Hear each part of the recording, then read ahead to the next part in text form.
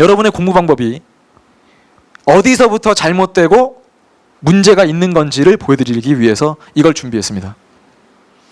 계속 읽어보세요. 계속 특정한 사물, 사건 반복적으로 읽어도 머릿속에 남는 게 하나도 없어요. 다시 한번, 이 말을 외웠다고 해서 여러분이 개념이 된 거냐? 아닙니다. 개념이 뭐라고 나와 있어요? 막 뭐라 나와 있지만 잘 읽히지가 않아요. 그럼 이제부터 선생님이 개념이 뭔지를 보여드리도록 하겠습니다. 이게 우리의 개념 공부의 전부여야 돼요. 자, 우리가 경험한 것을 집단별로 묶은 범주래요. 이 말도 모르겠어요. 무슨 말인지. 두 번째, 범주는 어떤 특징, 즉 속성을 따라서 집단화한 거래요. 이 말도 무슨 말인지 모르겠는 거예요. 그러면 선생님의 역할은, 자, 선생님의 역할은 뭐냐? 이 교수님들께서 하셨던 요 개념을 여러분들이 뭔가 딱 이해할 수 있도록 돕는 게 선생님의 역할이라고 봐요. 오늘 이 자리에서 개념이 뭔지를 보여드릴게요. 지금 사각형이 몇 개인가요? 사각형은 3개입니다. 3개.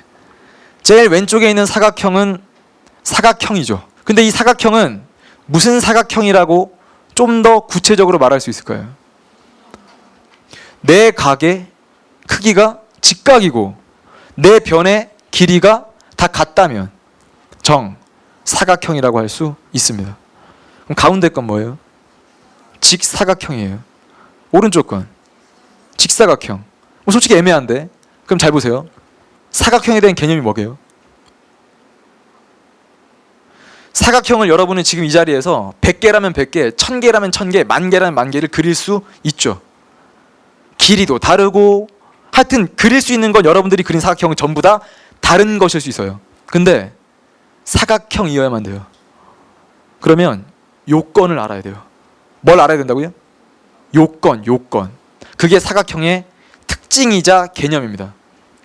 지금 고1, 고2니까 우리 EBS의 커리큘럼에도 그 말이 들어가 있습니다. 아니, 우리 친구들이 개념이 뭔지는 알고 그러나? 이게 가장 공포스러운 거예요. 누구든지 야, 사회탐구는 첫째도 개념이고 둘째도 개념이고 셋째도 개념이야. 개념은 끝까지 해야 돼. 우리 고3 친구들 한번 얘기해 보세요. 지금도 개념이 제일 중요하다고 생각하죠.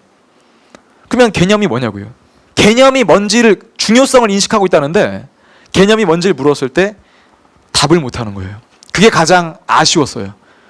개념이 뭔지에 대한 설명을 못하고 개념을 시작했으니까. 그래서 고1, 2 학생들은 개념이 뭔지를 이제 알고 출발해야 돼요. 개념은 뜻이라는 표현이 아니에요. 범죄라는 개념이 뭐게요? 범죄. 자, 공부가 안 된 친구들은 이런 겁니다. 선생님, 범죄 알아요. 뭐야? 범죄가 뭐야? 나쁜 거. 나쁜 거. 나쁜 거구나. 야, 그러면 친구한테 돈을 빌리고 안 갚으면 범죄네? 그럼 범죄죠. 그런 것도 있어? 혹은 어르신들한테 반말하는 거 좋은 거야, 나쁜 거야? 라고 물었어요. 어르신들한테 반말하는 거. 친구, 좋은 거예요, 나쁜 거예요? 나쁜 거. 그럼 어른한테 반말하는 것도 범죄인가요? 아닌 거예요. 혹은 어른한테 반말하는 거 불법 행위는 될까요, 안 될까요? 안 되는 거예요. 그러니까 어느 순간 사례로만 공부하다 보면 그 사례가 더 이상 응용이 안 될 때쯤 틀리게 돼 있어요. 문제를. 그럼 뭘 알아야 되는 거게요? 이게 범죄가 되느냐 안 되느냐를 사례로만 정리할 수 없어요. 우리나라 형법이 372조까지 있어요. 일반법인 형법만 372조까지 있고, 특별한 상황에서도 범죄가 성립되는 것까지 다 집어넣기 시작하면 몇만 가지가 될 수도 있어요. 그럼 그거를 다 외울 겁니까? 요게 범죄구나, 저게 아니구나. 그러지 않죠. 그럼 범죄가 되려면 범죄가 성립되게 되는 근거가 있어야 돼요. 그리고 그게 우리 사회 전체의 질서를 어지럽히는 것이어야 되는 거고, 그리고 또 그 행위를 한 사람을 책임지게 만들 수 있는가, 3가지를 동시에 따져야 돼요. 불법행위 공부했던 친구들은 이럴걸요? 가위가 손인책이라고 선생님한테 배웠을 겁니다. 머릿속에 떠오르는 아주 귀염둥이 이미지가 있어요. 그러니까 가위가 진짜 손인 그 책이 그려질 겁니다. 그런 것도 왜 하는 거게요? 가해 행위가 있어야 돼요. 위법하기도 하고 이런저런 요건들이 갖춰져 있지 않으면 불법행위라고 부를 수 없습니다. 결국 공부는 어떻게 해야 되는 겁니까? 사례만 가지고 공부할 수 있는 게 아니에요. 절대로. 사례 공부는 어느 순간 개념 공부를 돕기 위한 수단인 겁니다. 미친 듯이 사례를 다 암기했다고 문제 풀 수가 없어요. 왜? 출제자들은 이제까지 나오지 않은 사례를 개발하고 발굴해내는 게 그들의 능력입니다. 능력이에요. 그러면 능력 있는 출제진들이 낸 문제를 여러분들은 풀 수가 없습니다. 그러면 이제 고1, 2 학생들이 앞으로의 공부 방법에서는, 자, 이제 요약을 해드리면 앞으로의 공부 방법에서는 이런 거예요. 어느 순간 선생님의 강의를 듣든 학교 선생님과 열심히 공부를 하든 누구에게 배우든 상관은 없습니다. 참 좋아하는 문구거든요. 니체라는 대철학자가 남긴 말입니다. 선생님의 모든 커리큘럼 마지막 강의가 딱 끝날 때쯤에 보여드리는 명언입니다. 계속 제자로만 남는다면 그것은 스승에 대한 가장 고약한 보답이다. 이제 고3 친구들이 뭐 수능을 치르거나 아니면 대학에 진학하거나 그때까지도 계속 선생님의 제자로만 남아있다? 별로 반갑지 않습니다. 그 소식이 들렸을 때.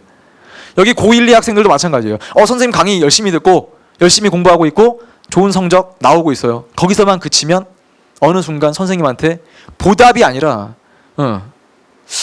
되게 안타깝게 생각될 수도 있는 것 아닐까.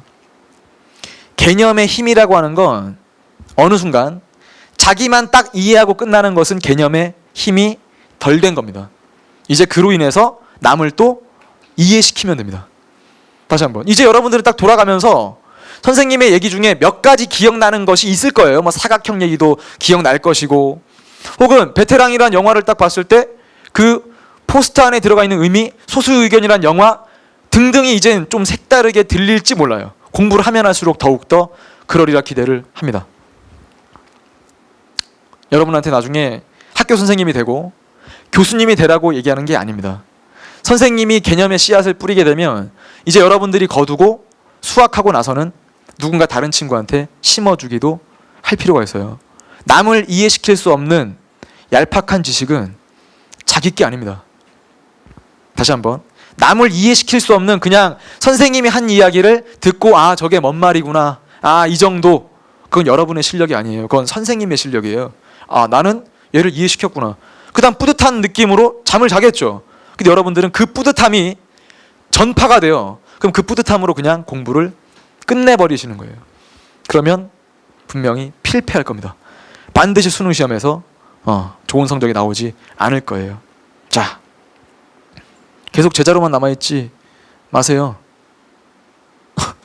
협박처럼 들리는데 그게 아니라 계속 제자로만 남아있지 않기로 오늘 선생님이랑 약속했으면 좋겠습니다.